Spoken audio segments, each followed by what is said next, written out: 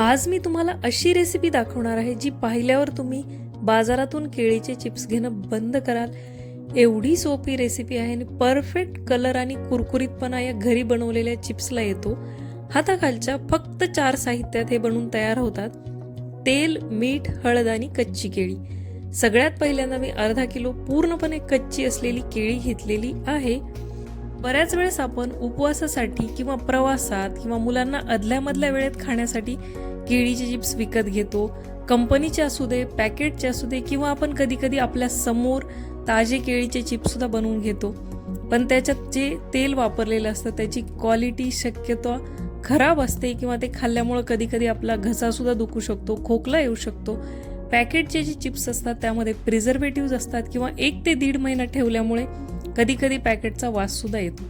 मग तीच गोष्ट आपण अगदी कमी साहित्यात आणि कमी कष्टात घरी बनवू शकलो तर त्यासारखं सुख नक्कीच कुठे नाही. सगळ्यात पहिल्यांदा मी केळीच्या ज्या साली आहेत त्या या प्रकारे काढून घेतलेल्या आहेत.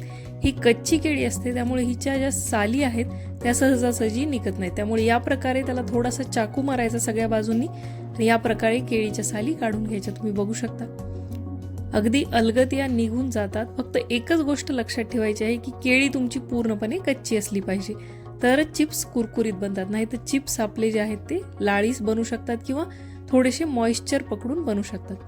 त्यानंतर जशा आपण काकडीच्या चकत्या करतो त्याच्यापेक्षा थोड्याशा पातळ, जेवढ्या होईल तेवढ्या सम प्रमाणात या केळीच्या या प्रकारे चकत्या करून घ्यायच्या आहेत.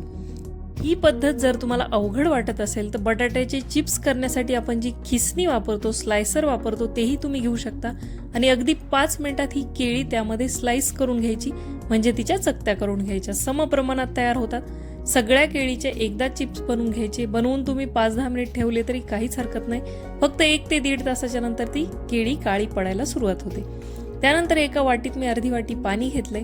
1 चमचा मीठ आणि पाऊण चमचा हळद घालून पाणी मिक्स करून घ्यायचं.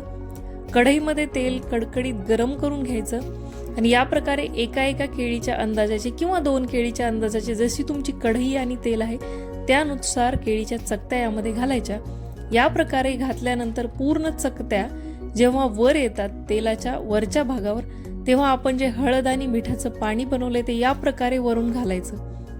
यामुळे काय होतं, त्या पाण्यातील पूर्ण मीठ आणि हळद केळीच्या चकत्यांना शोषली जाते आणि त्याला कलरही छान येतो, क्रिस्पही येतो आणि चवही लागते. या प्रकारे अगदी कुरकुरीत आणि पिवळसर रंगाचे चिप्स आपले तयार झाले की तेलाच्या बाहेर काढून घ्यायचे. एका केळीची बॅच किंवा 2 केळीचे बनवलेले चिप्स तळण्यासाठी तुम्हाला 6 ते 7 मिनिटं लागू शकतात. गॅसची फ्लेम मीडियम ते हाय ठेवायची. त्यानंतर हे एका कागदावर किंवा टिश्यू पेपरवर तुम्ही काढून घेऊ शकता. जर हे चिप्स तुम्ही उपवासासाठी बनवत असाल तर यामध्ये सैंधव मीठ पाण्यात मिक्स करून वरून घालायचं. हळद पूर्णपणे घालायची गरज नाही. जर तुम्ही उपवासाला हळद खात असाल तर घालू शकता, नाही तर टोटली स्किप करू शकता. त्यामुळे फक्त केळीच्या चिप्सला रंग येणार नाही, चव तीच लागेल, कुरकुरीतपणाही तसाच लागेल. आणखी तुम्हाला त्याला कुरकुरीत बनवायचं असेल तर केळीचे चिप्स तळून झाल्यानंतर तुम्ही वरून त्याला चाट मसाला लावू शकता, त्यावर लाल तिखट सुद्धा भुरभुरू शकता. मी अगदी मुलांना खाण्यासाठी बनवायचे आहेत त्यामुळे फक्त हळद आणि मीठ घातलंय आणि मला सुद्धा हे प्लेनच आवडतात, अगदी मसाल्याचे आवडत नाहीत. थोडेसे थंड झाल्यानंतर हवाबंद डब्यात भरून ठेवा. 15 दिवस हे आरामात टिकतात. व्हिडिओ थोडाही आवडला असेल तर तुमची महत्त्वपूर्ण लाईक नक्की करा. जास्तीत जास्त तुमच्या मित्रमैत्रिणींसोबत, परिवारासोबत शेअर करा. तुम्ही या चिप्सचा आवाज बघू शकता, अगदी किती कुरकुरीत बनले आहेत ते. अशाच नवनवीन रेसिपीजसाठी लाईक, शेअर आणि सबस्क्राईब करा आपलं चॅनल मोनिकाज कॉर्नर मराठी.